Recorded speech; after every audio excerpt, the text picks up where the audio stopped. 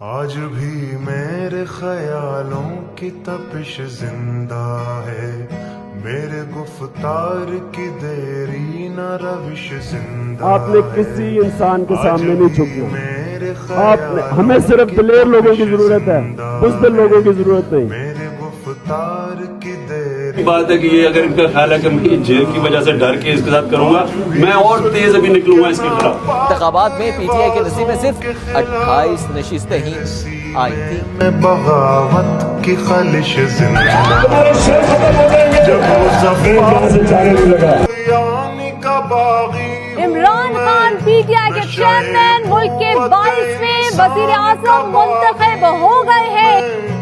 آج بھی میرے فیصلہ کیا گیا تھا کہ 12 بجے سپریم کورٹ کے دروازے کھول دیے جائیں گے۔ تحریک عدم اعتماد کامیاب ہو گئی ہے۔ خبر آپ تک پہنچائیں گے کہ پاکستان تحریک انصاف کے چیئرمین عمران خان کے وارنٹ گرفتاری جاری کر دیے گئے ہیں۔